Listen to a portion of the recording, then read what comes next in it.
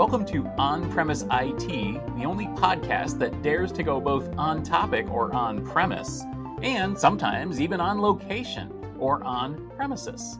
Each time we meet, we bring together a group of distinguished IT experts to discuss a single premise. This episode, we're talking about the past and the future of big iron storage and everything in between. Before we get to our premise, though, let's meet who's on the panel today. I'm Ray Lucchesi. I'm at Silverton Consulting, the founder of Silverton Consulting. I'm at rayonstorage.com, and I'm also a podcaster host at graybeardsonstorage.com. I've been in the industry many, many years. I'm Andy Banta. I've been in the storage industry and technology industry for almost as many years as Ray, but not quite. You can find me on Twitter at Andy Banta. And I'll be participating in Storage Field Day starting tomorrow. Hi, this is Rohan Puri. I have more than a decade years of storage software development experience. This is my first time attending this podcast, and also I'll be part of Storage Field Day. Looking forward to have fun conversations around. And I am Stephen Foskett, publisher of Gestalt IT and organizer of Storage Field Day, which, as you heard, kicks off tomorrow, March 22nd. So please do join us for Storage Field Day. And at Storage Field Day, you might actually hear a little bit of what we're, a reflection of what we're going to talk about today. So as those of us with gray hair know, IBM invented everything. IBM invented the entire storage industry. And so IBM should get credit for that. And frankly, it's actually great to see that IBM is continuing not just to sell storage, but also to innovate in the storage space. Even as so many companies have come and gone, even as so many ideas have come and gone, we still have IBM. But of course, at Storage Field Day, we're also going to be hearing from Amazon Web Services, and they're going to talk about storage and data protection in the cloud. And I think that a lot of people these days might say, well, the cloud, man, that's all that storage is, even enterprise storage. But the truth is, it's kind of that and on premises and other things as well. We're going to hear Storepool talk about software-based storage. I refuse to call it software-defined storage. Software storage. We're going to hear Index Engines talk about CyberSense, which is data protection and security, and all of that is storage too. So, what do we mean by big storage? Andy, I'm going to throw this to you to kick off. What is big storage? Well, I mean, big storage can mean a lot of things. You actually called it big iron storage in your intro, and I'm going to disagree with that just right off the bat, because it isn't always iron. Lots of it is vapor at this point in the cloud. But big storage has a handful of different aspects. It's typically multifaceted, multi-tiered, multi-tenant, multi-capability type storage. It's storage that can serve a variety of different purposes in a variety of different ways with a variety of different performances. You have primary storage and secondary storage. The idea that you have backups and the ability to recover. I think all of these are aspects that have to be considered when you talk about big storage. You're not talking about a disk drive in your laptop. You're talking about a storage system that covers a lot of different capabilities that are needed for enterprise or organizational storage capabilities. So I don't think that there's a right or wrong definition of what big storage is. IBM certainly represented big storage 30 years ago, and AWS might represent big storage today, but IBM might still represent big storage in a lot of aspects. And there are a lot of companies out there that are actually doing big storage. And there's also conglomerations of companies that are doing big storage, where you potentially have somebody who's doing primary storage combined with somebody else who's doing secondary or tertiary storage. These are all aspects of what you consider big iron storage or big storage. And I think it's just interesting how it has changed over time, where storage started out, as something that sat in your server room, and now storage is something that you just connect to. And I know this will come up sometime later on in this discussion, but Ray and I have had violent disagreements over what saw well. Yeah. And I won't go there right at the moment, but I mean, big iron storage has been around for decades, and it was all tied to data centers sitting in enterprises and the storage requirements for their applications and things of that nature. What's happening today, quite frankly, is some of that is going away. The big push for lots of organizations now is how to, utilize the cloud, the flexibility of the hybrid cloud. Rohan mentioned the multi-cloud earlier, and things of that nature to do their applications. And where those applications reside, oftentimes where the data resides, and where the data resides is where the storage needs to be. So if you're running those applications sitting in the cloud, your storage is in the cloud. If you're running those applications sitting on premise, then it's in the data center. I think that's about it for now. I agree with these points. So, essentially, big storage for me is like with lot of data comes a responsibility of storing it. And as and when we go forward, like in the industry, what is happening is that there are multiple aspects of data being produced and similarly being consumed also. So data storage is that middle level layer wherein from storing to consumption, where do you put that data in? With so much of data being generated right from social media or for scientific applications, so this is what I feel that terms as big storage, that a lot of data getting generated, now somebody has to store it. And I will say that the reason I chose to say big storage instead of enterprise storage or storage array or all these things, sorry, Ray, storage array. The reason I said big storage is because, like y'all said, there's a difference between sort of I need some storage, whether it's a server or a laptop or whatever. Oh, it's a drive. Oh, it's this, it's that. There's a difference between that and sort of capital S storage. And that's why I said big storage, because I was thinking, a storage thing is a different animal than kind of lowercase some storage, and it really has changed remarkably from those early IBM mainframe externally attached storage devices through NAS and then SAN, and yes, it did go in that order, through to the modern era of scale out software, cloud storage, object storage, etc. Is there even an animal called storage anymore, or is it just a sort of an amorphous concept that only matters to people like us? There certainly is storage. Storage exists. Vendors are still selling storage arrays, storage systems, that sort of stuff.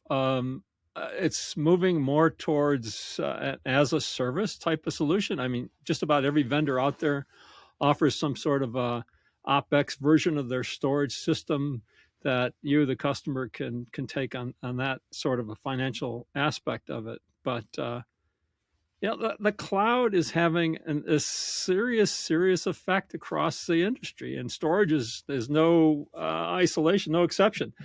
It's getting to the point where people want something like S3 sitting on their premise so that they can use it in their data center, and it's just the way it is. And so software defined storage, software based storage, whatever you want to call it, is something that makes a lot of sense in this environment today. At least it's no longer appliance driven. I was looking at some graphs the other day trying to figure out where the differentiation between storage A vendor and storage B vendor and storage C vendor.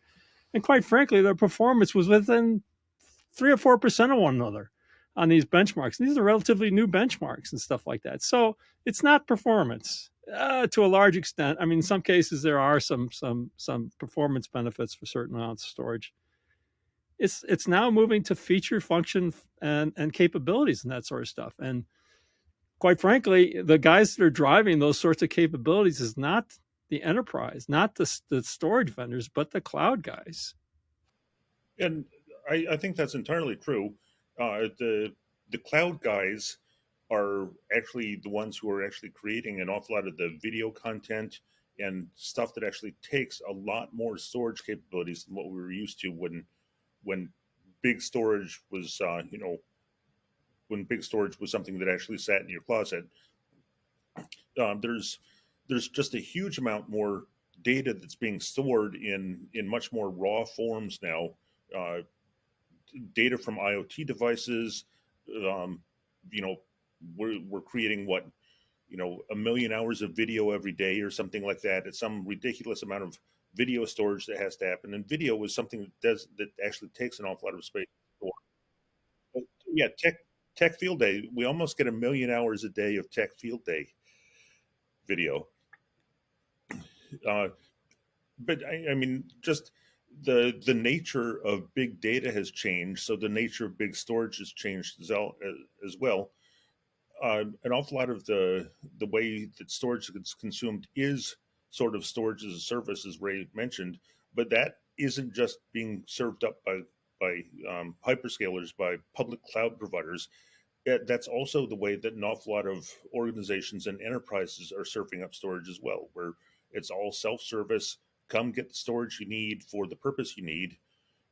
The idea that private cloud is such a big thing now is that's the way an awful lot of organizations are actually provisioning resources to their customers. Yeah, I agree with you guys. Uh, that cloud is playing a big role in how the storage is being consumed. And on the other side of it, if you look, there are also surprisingly new appliance-based storage vendors also coming into market because of new devices coming in. Like, so when Flash came, or SSDs, so now we have this QLC SSDs, which are more capacity oriented but less in performance. So a company known as Vast Data, they started building an appliance on that, and they are doing pretty good. Like their numbers are really good in terms of their sale and in terms of their new customer acquirement rate and all those things. So having said that, cloud is taking major of the business, but we still see such small instances where companies are popping up with new innovation and building products out of that. For so so this also means that there is some sort of need or some sort of bandwidth still left in private or appliance based model also. Uh, and I don't know how it will turn out later on, but it's interesting to see both ways. Cloud obviously is growing, like there is no doubt about it, but these interesting startups coming in, and now we have CXL also on board. So one thing I've seen is that with cloud vendors, like they have their stack and everything in place. I so this is a personal opinion, but I feel that innovating for them with all the stabilized code that is there in right now is difficult. That's why such startups or new startups, they value innovation more, and then they can come out of products. And yeah, something of this.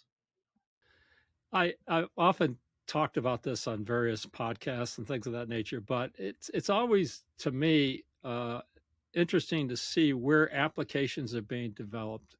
And so where those new applications are being developed is what's driving infrastructure. So if those applications are being developed on premise, then it's in a data center. If their applications are being developed in the cloud, it's in the cloud. And quite frankly, if you look at where those applications are going, where the startups are going to do their infrastructure, it's all in the cloud. And that's a challenge, because if my data is going to be with my application and my application is being developed in the cloud, and all of a sudden it goes from, I don't know, 10 users to a gazillion users in the matter of 12 days or something like that, I'm locked. My data is going to be in the cloud for a long time to come. I'm sorry. Well, I think there's an awful lot of cases where the compute resources and the storage resources are not necessarily in the same place. There's an awful lot of times where you are actually doing the calculations and whatever locally, but storing the results in the cloud. And simply for data egress rates, there's lots of times where you might actually want to use the compute resources that are available in the cloud, but not necessarily, but have your storage on premises The other thing I wanted to mention here is that something that has changed probably in the past 10 years is there is probably huge amounts of data that's being produced and never referenced. So there's all sorts of things that are getting written to storage that are being stored in big storage, never to be looked at again. And this is one of the reasons I think why big storage is growing as fast as it is. There's probably millions of megabytes of log files that are being stuff that's getting stored that just will never be referenced, but is going to be stored forever. Being generated that nobody will ever look at. There's probably, zillions of megabytes or gigabytes of YouTube video that is only ever looked at by its creator. There's all sorts of various different. I think it's a misnomer to say that data that's stored will never be referenced. Right now I agree, but over the long term, as more and more AI applications come online, all that data becomes of value. It's some training engine someplace. It needs to be stored. I'm I guess a storage hoarder myself. I'm sitting here with a 2 terabyte desktop these days, and if I had 2 terabytes a decade ago, I would have been considered insane. But the data is going to be used at some point. Yeah. And I'll point out that, one of the things that I see through Field Day, but also through utilizing tech. Remember, we have a podcast focused on emerging tech. We talked about AI for 3 seasons. We talked about CXL. Thank you, Rohan. And next, we're going to be talking about Edge. And in all of those cases, we're seeing different technologies, different data sources. One of the things that came up during utilizing AI and AI Field Day was this whole idea of AI and machine learning not as a sort of an endpoint, but as a processor and a filter of data. And I think that was pretty smart to think about, AI generally and machine learning specifically. Machine learning is really good at processing data and finding outliers, basically finding needles in haystacks and finding patterns. And what we were talking about there, and this came into the Edge Field Day question and the Edge IoT space, as well as this paradox that basically increasing the ability to filter data through machine learning actually increases the collection of data, because it means that you can have more sensors and more inputs and more verbose sensors, more frequent sensing, and new sense and better sensing types like high definition video and audio processing and things like that. And you can actually process that stuff near to where it's generated and then send back the interesting bits for further referencing. And I think we see the same in data lakes. Put a machine learning engine in there to look at the data lake and figure out what it's seeing. And again, that's another whole area of storage that is related, but not always mentioned. The idea of basically database storage, and especially now NoSQL storage. We have got cloud storage, we've got data, we've got logs and analytics, like Andy brought up. All of these things are generating more and more data, and all of them are wildly different. And that's kind of what I wanted to say, here at this point is it safe to say that storage is still storage when the type of storage that you use at the edge with different types, machine learning training versus machine learning inferencing, with analytics, with databases, with cloud applications, all of these are wildly different kinds of storage. Is there really such a thing as storage? Yes, there is, and this brings me into a place where I get to speak about one of my other favorite topics, cars. Where take a look at cars. 30 years ago, 40 years ago, 30 years ago, cars weren't logging anything. There might have been some sensors that get displayed on your dashboard, but there was nothing getting logged in your car. Now everything gets logged in your car. There's probably 100 different sensors in your car. They're logging various different things, and those get logged internally. And in some cases, they actually get phoned home to whatever the manufacturer is. So the manufacturer actually is storing that information as well. And here, again, this is, kind of touching on the edge premise that Stephen was talking about, that, yes, there's storage inside the car for keep logging this information, and yes, this information is going to get sent back to the manufacturer in newer cases, and that is going to be stored forever as well. And that's where it goes from edge storage to big storage. And yes, I do think there's a distinction between edge storage and big storage. And I think lots of times the edge storage is simply intended as buffer space before it gets passed into big storage.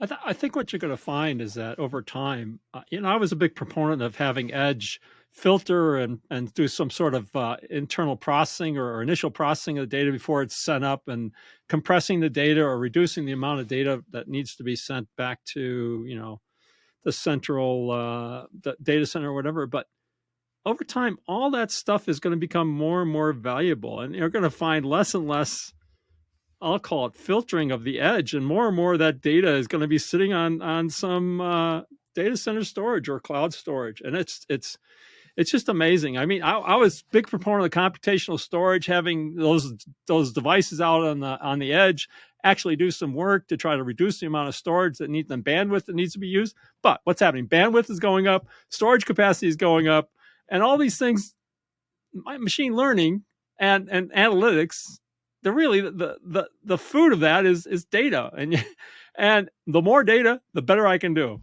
I don't know. And Rohan, that's your area, right? Computational storage. Yeah. Tell us more. Yeah. So I feel that the kind of data that is being generated and the places at which it is getting generated are so much diverse that we will definitely need a mix of everything.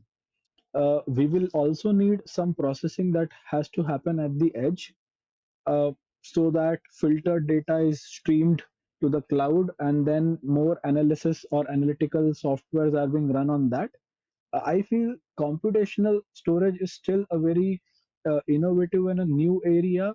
The problem with that is that there are vendors available who are creating the drives, but the cost point is very high at this point in time. Like, we just got a, smart SSD for our use case, and it costed us, it is somewhere around 4 TB, and it costed us $2,300. So that's like too much costly. So unless the cost goes down, it's very difficult to utilize it in a mass production level. But I do feel that it also brings a very nice use point, even if you consider cloud. Like, we know that getting data from cloud data, so the main use case of computational storage is to avoid data movement, and the way it does it is by offloading compute to these storage devices, or wherein we also have some processing power which would execute this compute functionalities. So that's where I feel, even if it is in cloud or on premises or on the edge, they do bring up a valid use case point, but the pricing has to be changed, or it has to be consumable in that sense.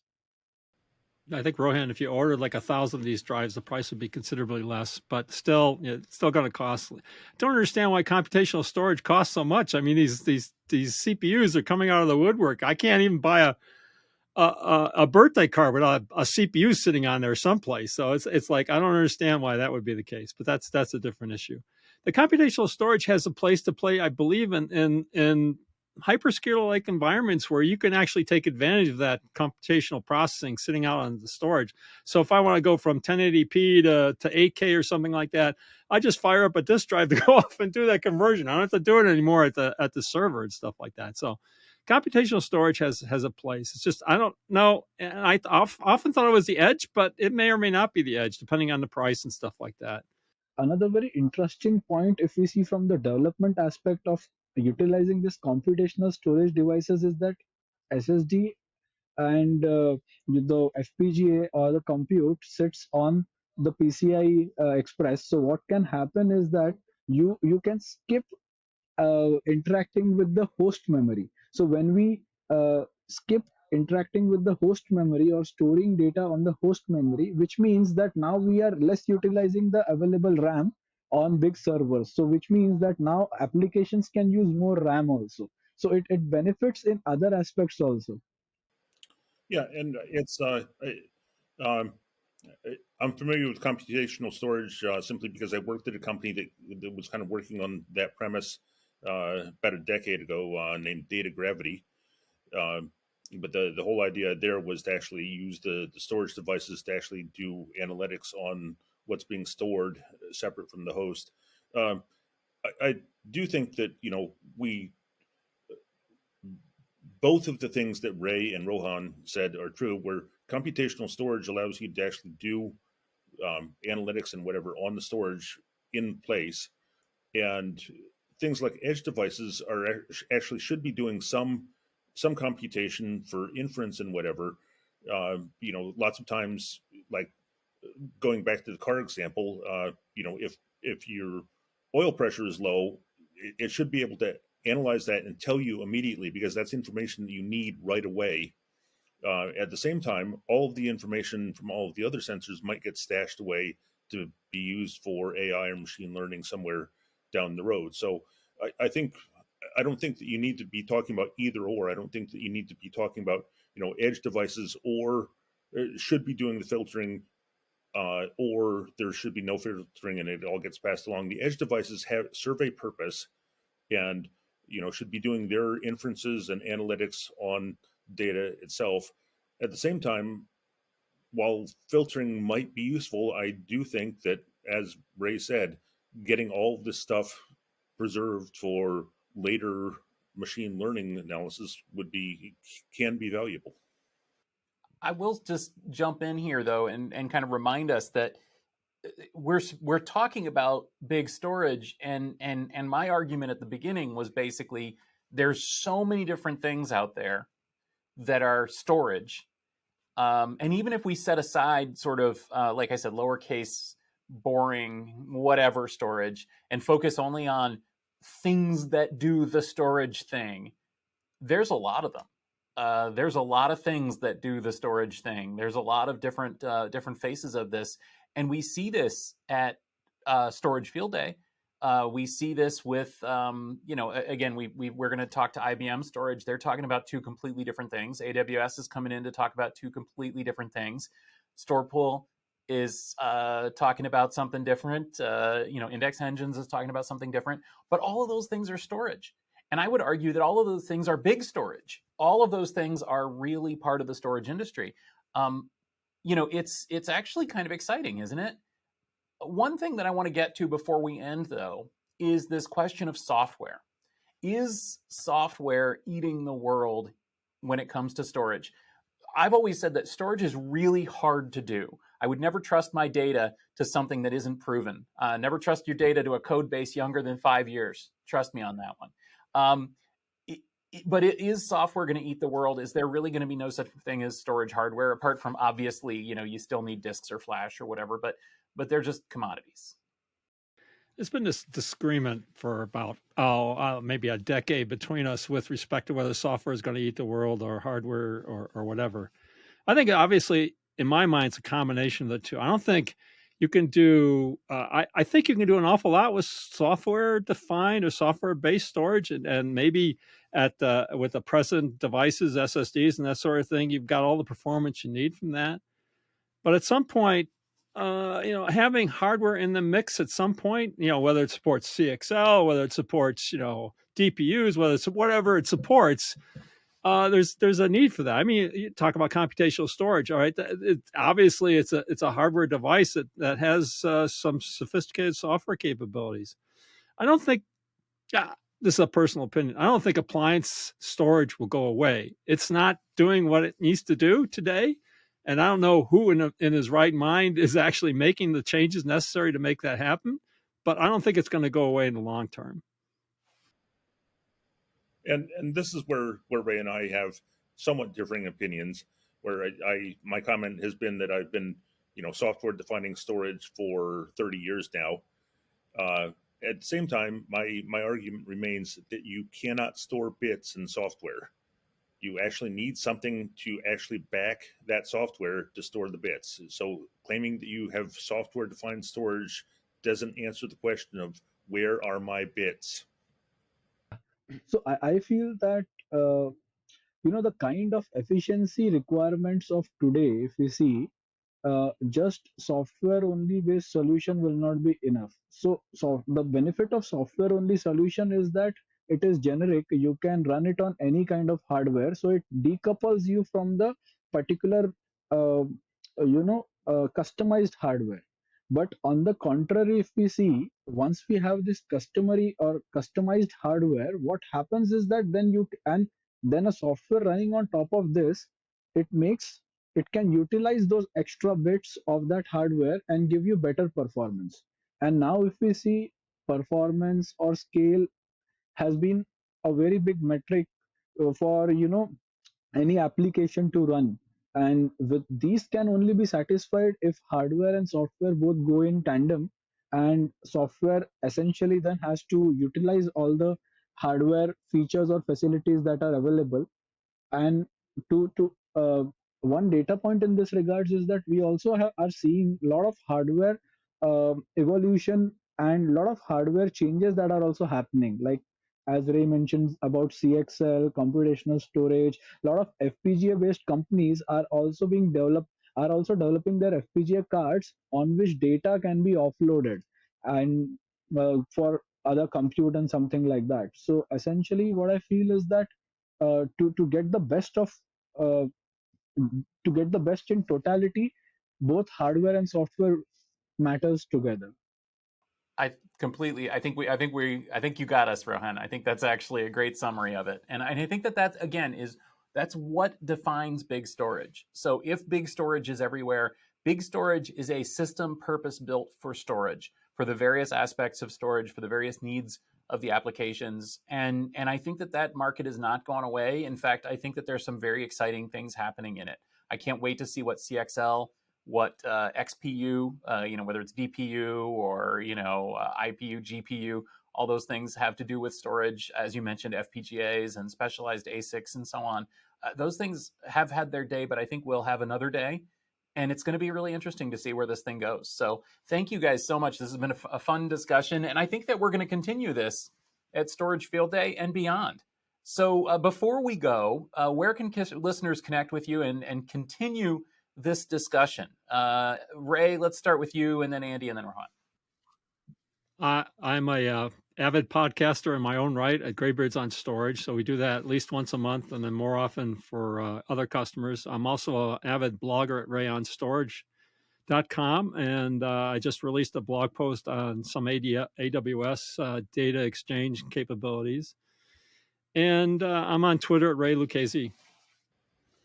You can find me on Twitter at Andy Banta, and actually I just kicked off my own blog recently, andybanta.substack.com. So you can find me either one of those places. You can find me at Twitter, Rohan_Puri, or on LinkedIn. So yeah, these are the two places. And as for me, you can find me here on the Gestalt IT podcasts a couple times a week, as well as our weekly news rundown. Tune in for Utilizing Tech if you want to learn more about CXL or soon Edge. And you can find me on the socials at sfoskett, including on Mastodon, sfoskett at techfielday.net. If you enjoyed this discussion, please do give us a rating and a review wherever you find us. We're available in pretty much every podcasting application. You'll also find these videos on YouTube. Just go to YouTube/GestaltIT video and click subscribe while you're there. Why not? It's good stuff. This podcast is brought to you by GestaltIT.com, your home from IT coverage from across the enterprise. For show notes and more episodes, go to GestaltIT.com/podcast. Thanks for listening, and we'll see you next week.